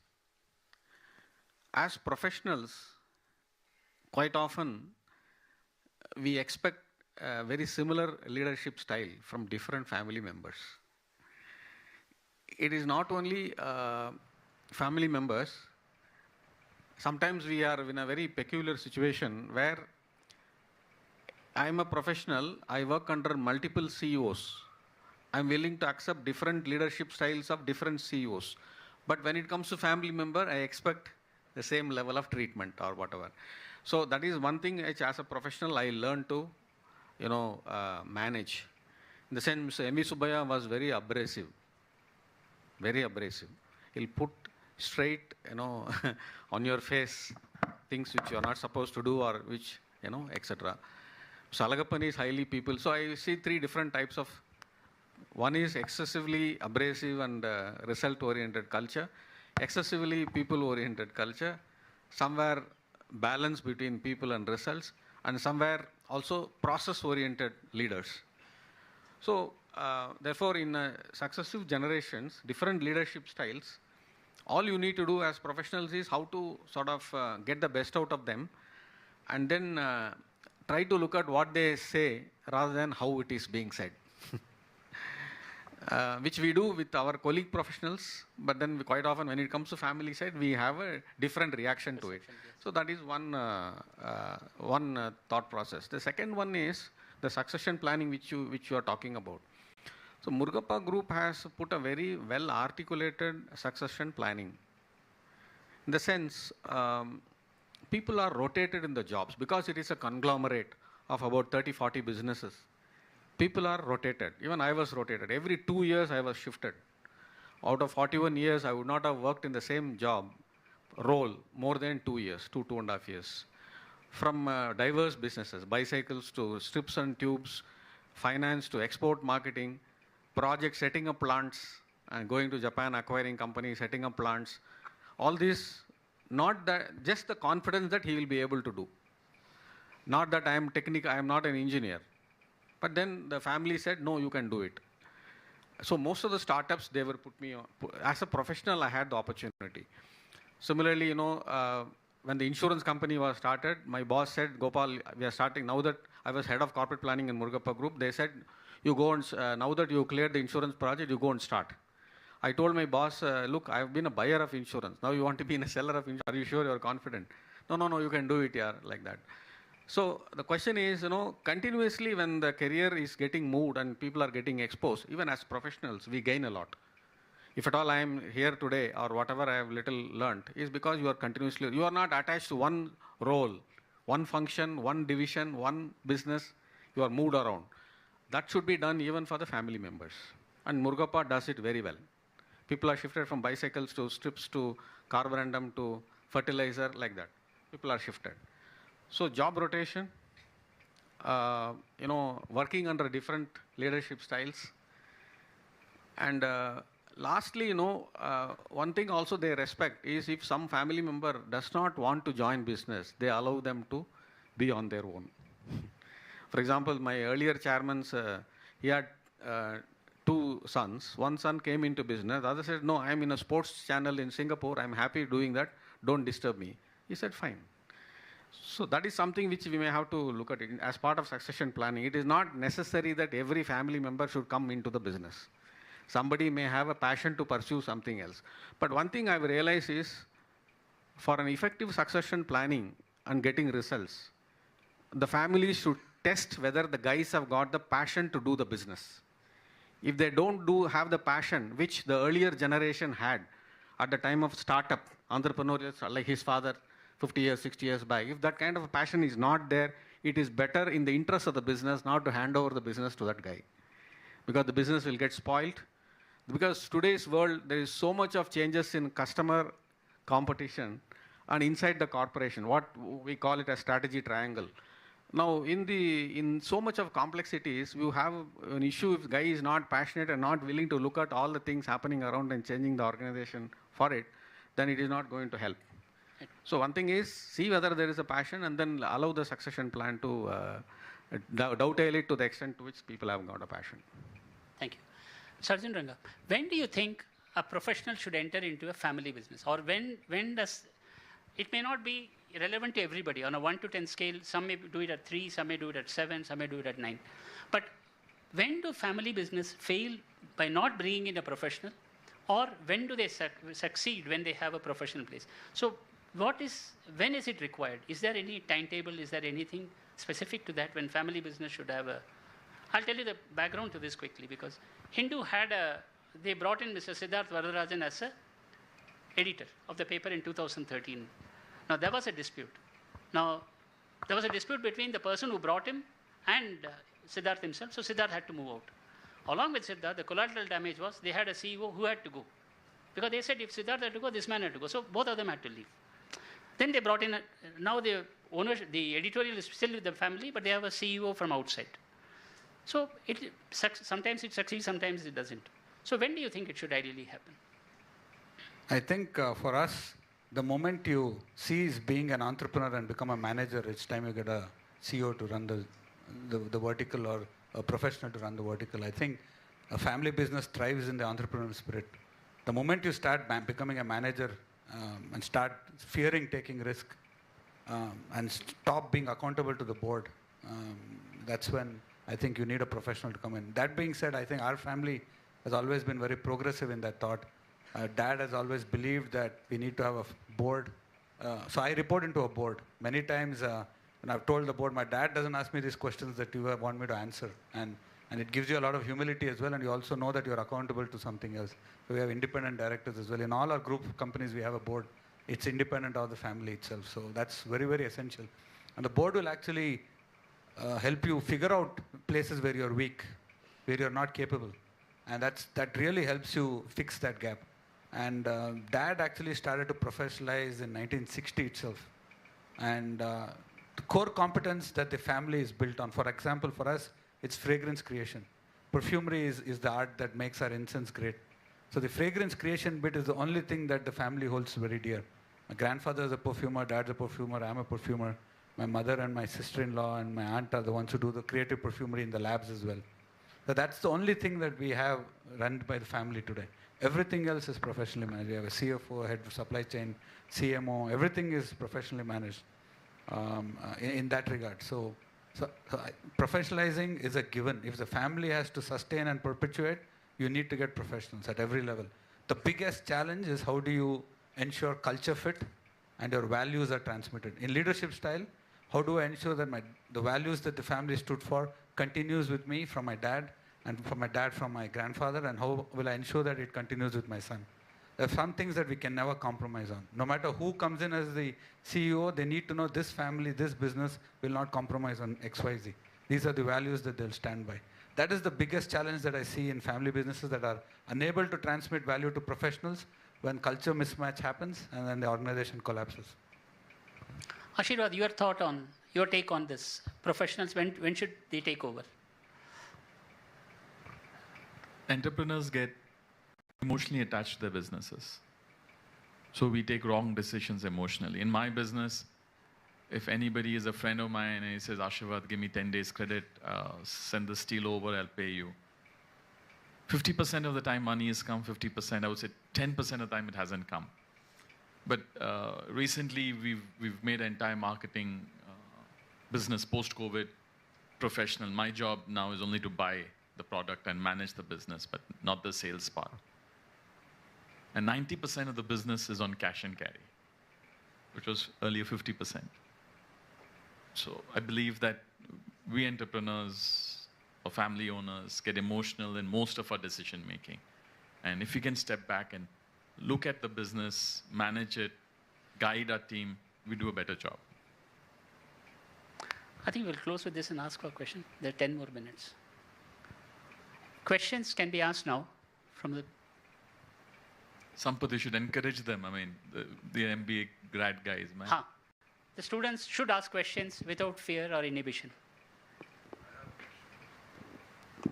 It's a pleasure to be in here. I have a small question. I mean, you mentioned about the values that you carry, right? Now, say you're a person who's hiring someone into your organization professionally. How do you make sure that the person has that value? Because you say it's a very tricky situation all the time. How would you do it? And what do you see progressively? Because I assure, because I've been to the factory for an industrial visit, there's a person who's working there since the past 15 years. Very well explained the business, all great. How do you find people like that while hiring? 1, values. 2, number 3, the culture fit. How do you associate it to yours? No, Dad used to say Mysore has an automatic Musrana culture. So when I hire somebody from Mysore, they're not going to leave me any which way. That's been an advantage and a disadvantage also, you know, from a progressive standpoint. But this is not my line, but there are 4 things that I look at, you know, I'll say it in Hindi, but this is something that I've also realized that our values stand by. First one is samajhdari, okay? Is the person aware? Is the person able to comprehend? Is he be able to be current? So samajhdari is very, very important for me. Second is zimmedari, that's our value. Do I own up to my responsibilities? You know, when I interview, I figure out, no, my boss didn't allow me, you know, they won't take ownership for their actions. For us, as a family, our value system says that if I make a promise, I have to stand by it. Come what may, that is something that we believe is very dear. That's a challenge with professionals. They usually, you know, enjoy giving the blame on somebody else. They don't stand up. So it's, you know, samajhdari, then zimmedari. Third one is imandari, you know, integrity. It's not honesty, but integrity goes beyond that. That's quintessential for me. And the fourth one is bahaduri, you know, to be brave. Do they have the courage? Do they back their decisions? Do they accept failure? And all of these are, you know, kind of intertwined in the way I ask questions. And ultimately, I'll ask the candidate to interview me, right? As if I'm applying for the job. And that actually unearths a lot of, you know, insecurities that they're facing as well. So that's typically how I would manage. So for me, these 4 things are essential for any good person. I think it's, no matter who you are, you know, samajhdari, zimmedari, imandari, and bahaduri. So the thing is, if you've seen the Bangalore job market, right? Now I'm a part of a big conglomerate. and you see everyone changing jobs every 2 years, right? There's an excessive amount of change in talent. Like, see, I had someone who was working in the account which I was handling 8 months and they left. And I have no sense of what is happening in that account, like in a specific way. But now that you've come there, now that you've seen there, how would you handle such a a changing market? Like, say, if I'm coming and working in your company, and I say, you know what, I'm not adapting to it, and if I change early, how much is it an impact for you, number one, and how do you handle it? Yeah, I think I've had a revelation, to be honest, that today in the current world, the loyalty of the employee is to the job and the role that they play, and not to the organization, which is very good. So they continue to get better and better at what they do. And if I can't fulfill that need in my organization, they'll leave me and go. It's a reality. So if I can't fulfill it within 8 months, if the boy or girl realizes that this company is not going to let me fulfill my wishes or dreams, materialistic or otherwise, they're going to leave. And I can't expect that loyalty from them. It's good for you. No, it's not good or bad. I couldn't actually create the environment for them to actually flourish in the best possible way. So at the front end for me, in my sales side, I have a 30% attrition today. People join and leave, and I'm just not able to hold on to them. It was never the case before. So yeah, this is a reality that we all have to face. It has nothing to do with people or their loyalty or who they are. It is just that opportunity is so much. And it's a reality that we all have to face and figure out how we can actually manage to get a new pipeline to come in, and how can somebody be, I call it cycle ready. Okay, that's our organization. Within 15 days. Recruitment process and get people in to replace the role and responsibility. Thank you, sir. Thank you so much.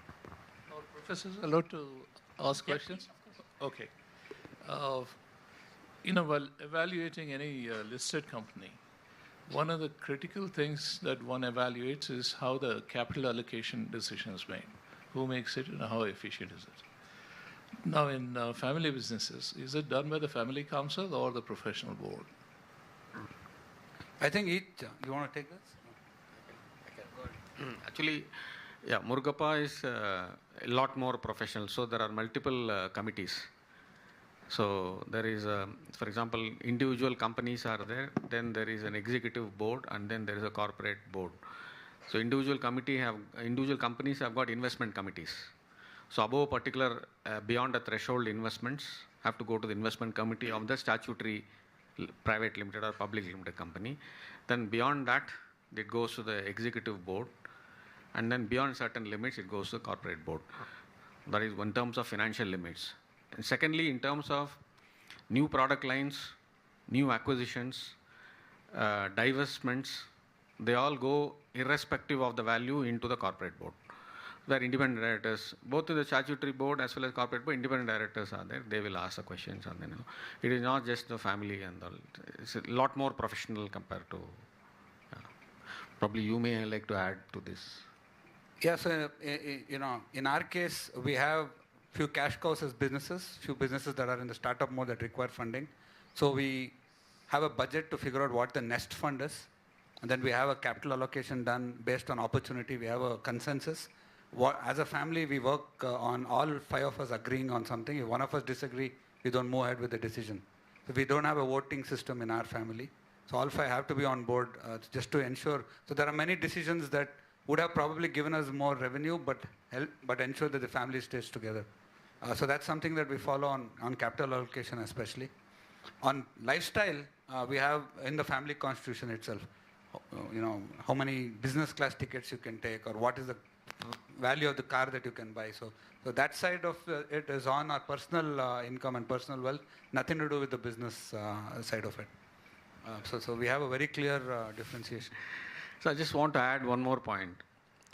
Even though there are organized processes for evaluating capital investment decisions, we must remember that family business being a family business, there are always different views.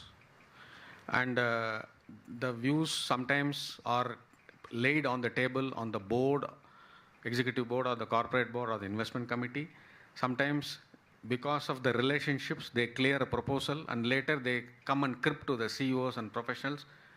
Be careful, I cleared the proposal, but I'm not very happy, you will do a good job of it. I'll give you one example as for the insurance company itself. When I was head of corporate planning, The insurance proposal came through my department. I put it to the corporate board for approval, and then my boss said, "You go and start the company." So that's how I landed on to as CFO, and then COO, and then CEO. Now, when the proposal was approved as a head of corporate planning, one of the family members, Mr. Subaya, told me, "Gopal, you have made a wrong decision. Insurance is not our cup of tea." Still, I have cleared because not to ruffle feathers with the other family members. Be careful. So when I went there, I kept that in mind. My God, so already there is a thing going on. Then, when my turn came as a CEO, from 350 crores, I had to move it to 4,400 crores in about 12 years. And then once I met Mr. Subaya and then said, "Sir, are you happy now?" Yeah, you made a big difference, yeah. We are all really worried, like that.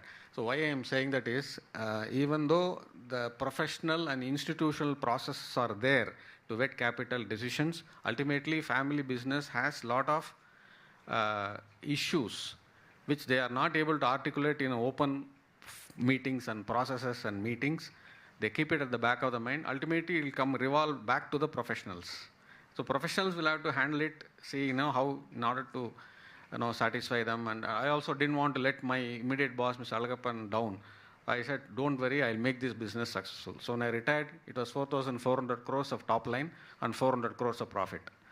So Alagappan said, "Boss, you made my day, yaar." Like that. So why I am saying that it is not just governance process or formal process, it's also informal, and a lot of undercurrents happen. And then the undercurrents, if the things become successful, then it is fine. Suppose there's something bombs, then it creates one problem between family and professionals, plus also within the family. There are issues. Yeah, it's been a great day here. I just want to add a point to the students' talk about attrition. The companies will have a very good standard operating procedure and business processes to take care of attrition. Then this problem of attrition can be well addressed. This is just a point that I wanted to add. Thank you.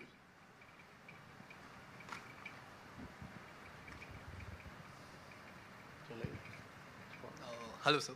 One last question. Not a question. Make a statement. It's not a question. Just one last question.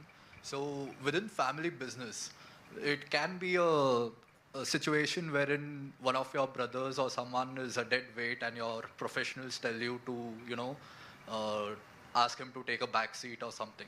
How do you go about the emotions over there? And how and when do you draw a line between business and family within family business? Good question. Yeah, firstly, it is the family's responsibility to ensure that nobody becomes a deadweight. Okay? And if you have not been able to do that, then you failed as a family to begin with in the first place. That being said, that's the reason why you professionalize. You focus on what you're good at, and then the rest of it you get professionals to run and manage. Because decisions are always taken by the professionals, and the professional needs to know, come what may, no matter what, the family will support the decisions that the professional takes. And that courage the family needs to have to support the professional that they hire. And then the people behind from the family become inconsequential. They just become family members and shareholders and not managers. So you're either a good manager or a bad manager. And the moment you realize that one of you is a bad manager, you just find somebody who can do the managerial job for you. But your shareholding or your family membership doesn't go away. So there's nothing called dead weight or anything like that. Right? I mean, you're just heavy. Some of us are blessed to be healthy in a certain way, but it doesn't mean any which way. The whole idea is to not look at family at all in that manner. Nobody is better than the other. Nobody is worse than the other. Each one has their positives. Each one has their challenges. How do you as a family ensure that the strengths come out first and you cover the weaknesses in whatever way that you can? And that's what families that are successful have managed to do over generations. They never leave anybody behind. Thank you. Any further questions? Thank you. Thank you. Thank you.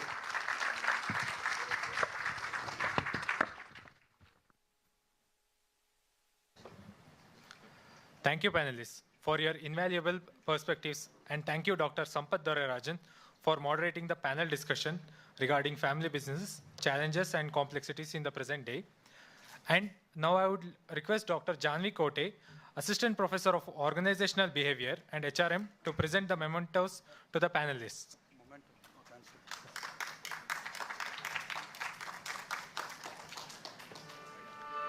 Shri Arjun Ranga, Managing Director, N. Rangarao and Sons Private Limited. Shri S.S. Gopala Ratnam, Chairman, Sadashiva Financial Services Holdings Private Limited. And Shri Ashirvad Agarwal, Managing Director, Triveni Enterprises.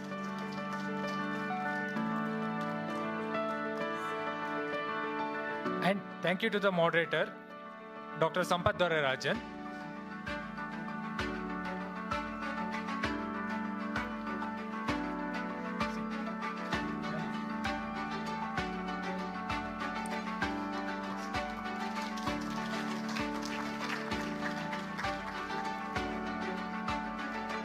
Thank you, ma'am. What a day it has been. We have heard from pioneers in the field and ignited collaborations that promise to reshape the entrepreneurial landscape in Mysuru. Now, to deliver the closing remarks, I call Dr. Ramashastri Ambarish, Dean and Chairman, Board of Governors, MYRA School of Business.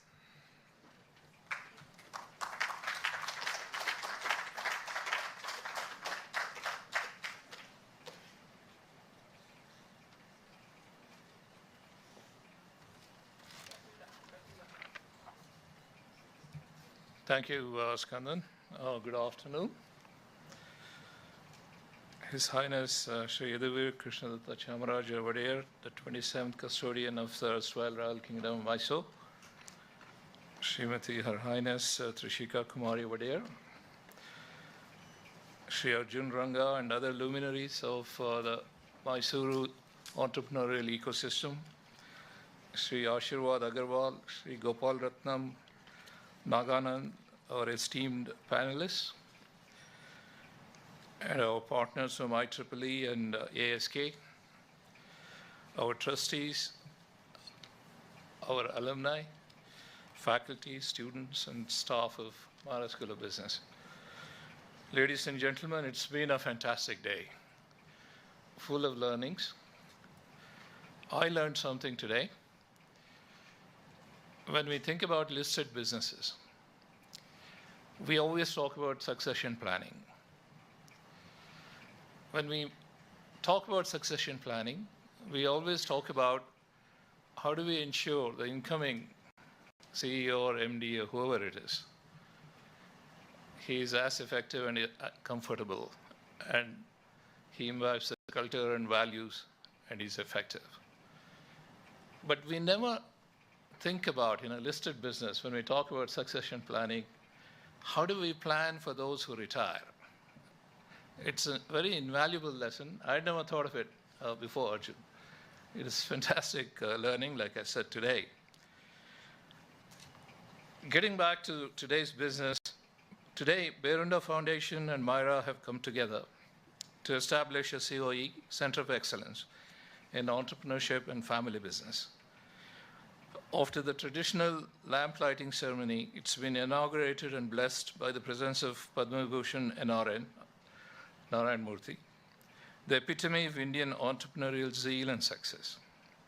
He talked about the importance of governance and values, trust and transparency. There was a very lively fireside chat with NRN and some of our outstanding alumni entrepreneurs, Shrinkala, Sanjana, and Anna. In fact, I'm very confident the Center of Excellence we're establishing today is the first step towards producing more entrepreneurs like these 4 outstanding alumni entrepreneurs who participated in the fireside chat.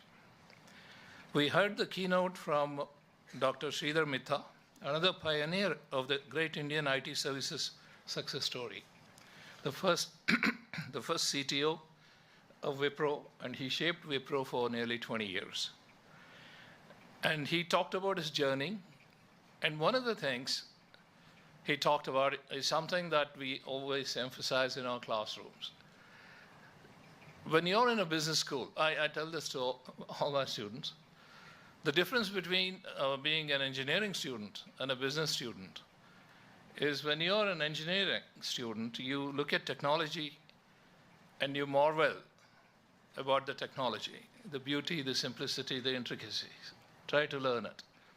Whereas in the business school, like Dr. Sridhar Mehta emphasized today, the first lesson, is don't just think about the technology, but think about the billion-dollar business you can build using that technology for solving problems, which is an important lesson for all our students. The panel discussions were very lively. We had a VC panel with Achyuta sir, Sudharma, Naganand, and of course we debated the perennial questions, the conflicts and fault lines between entrepreneurs who want to build a robust, long-lasting business and VCs and PE funds who are looking at exits and valuations. As I already talked about the family business panel, the discussion was very insightful. Sri Arjun Ranga, Sri Agarwal, and Gopal Ratnam and Sampath discussed the state of governance in family business and the family constitution and the conflicts that arise in the context of family businesses and what the resolutions can be.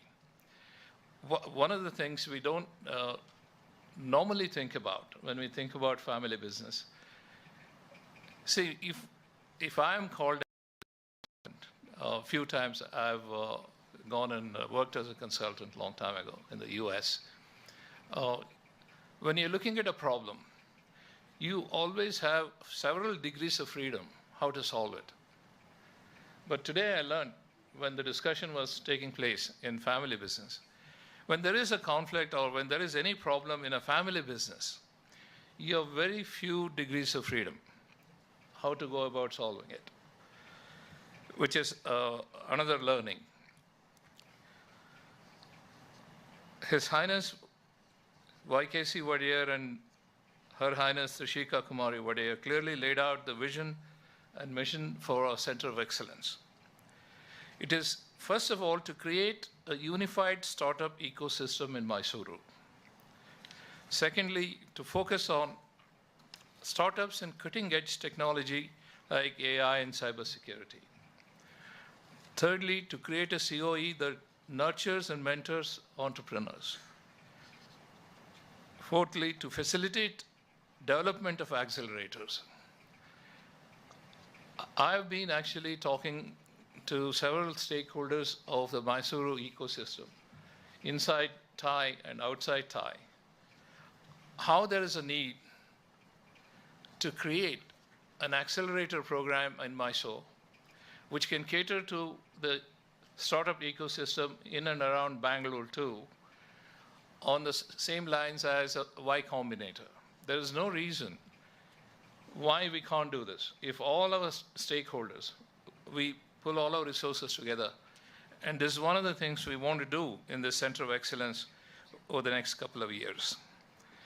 And of course, finally, to disseminate the latest management techniques and practices to family businesses. We've given a peek today in our introductions to the immediate plans of the CoE. We're now going forward with renewed vigor to help realize our vision and mission in an inclusive manner and take every stakeholder of the Mysuru entrepreneurial ecosystem in lockstep with all of us. Thank you very much.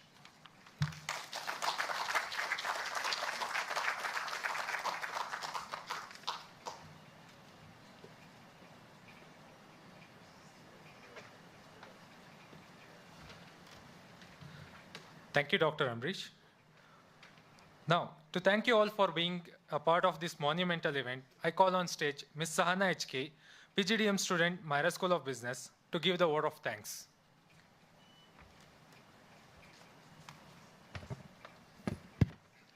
Thank you, Skandan. Thank you all for being a part of this incredible event today. Our deepest appreciation goes to Mr. N.R. Narayan Murthy. His presence and insights have added immeasurable value and inspiration to our initiative. We are truly honored. To Dr. Sridhar Mitta, we would like to thank him for sharing his visionary ideas. His expertise in entrepreneurship adds both credibility and direction to our Center of Excellence.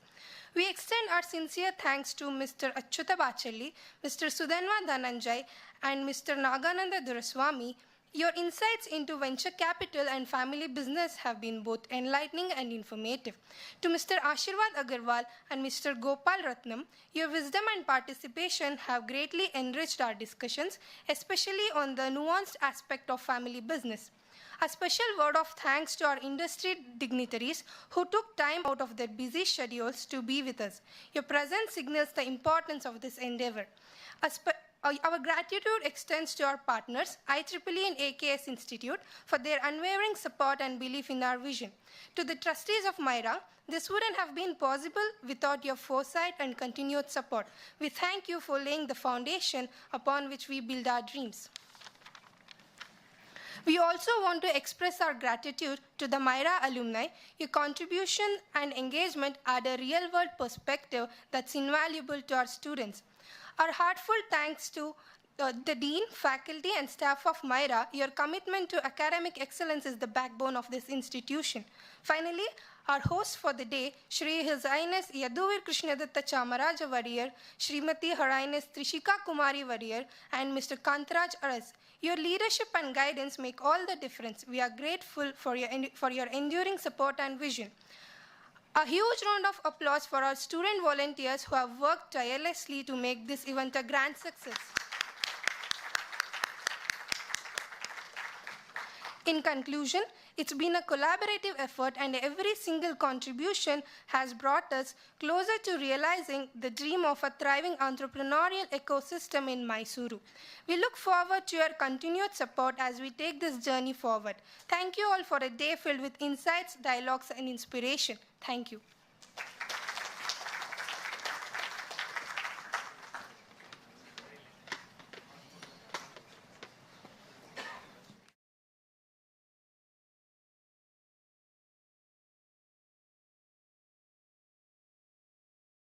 The national anthem.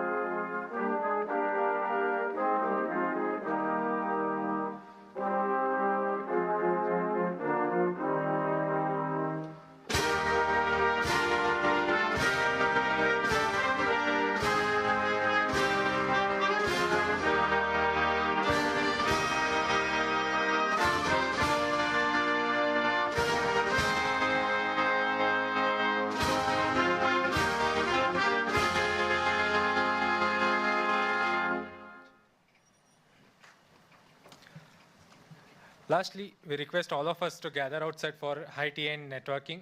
Thank you, everyone. Have a wonderful evening.